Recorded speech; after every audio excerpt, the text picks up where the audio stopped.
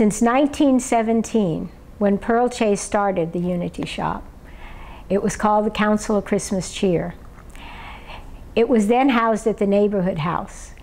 And it didn't take long before we moved over to the Catholic Charities building, and we lived there for 30 years in borrowed space for 1 week every year so we could distribute toys during the holiday season.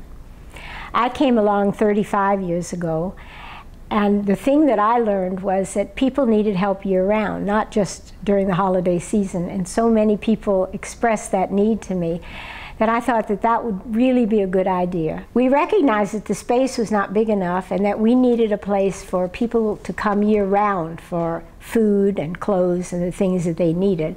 And Sid Smith dropped by one day and offered to help. So he found us a portable schoolhouse building and talked the Catholic Charities into putting it on their property. And that's when the very first large article appeared in the news press, telling everybody how we would have our building, and they sent Beverly Jackson down to do a wonderful story on it. She helped us raise the $30,000 we needed to put this building together.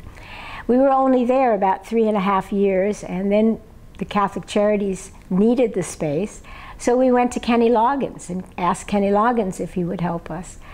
Kenny Loggins put us in touch with Larry Crandell and Richard Birdie, and News Press again got involved and talked about buying a building for the Unity Shop, the Child Abuse Center, and RSVP. And that's when our quest began to purchase the Victoria Street Community House building. We did that. We were very successful again because the News Press helped us with telling people what we needed and why we needed it. And we soon discovered that our building still wasn't big enough.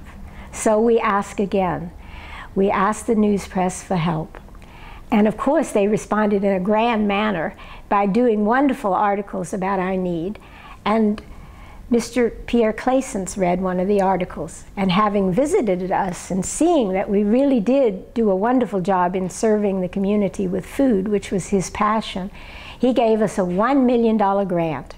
And that's how we got our building at 1219 State Street, the miracle on State Street, we call it.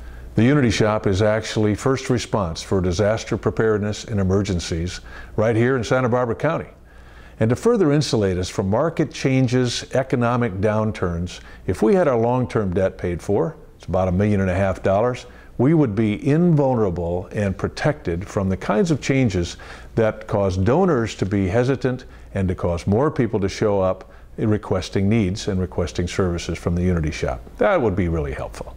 In addition to that, for our long-term goals, we are in a position to help other communities establish the central distribution type facility that the Unity Shop has created. We have all the systems in place, and we're eager to help other communities accomplish what has been created right here in Santa Barbara County through the Unity Shop.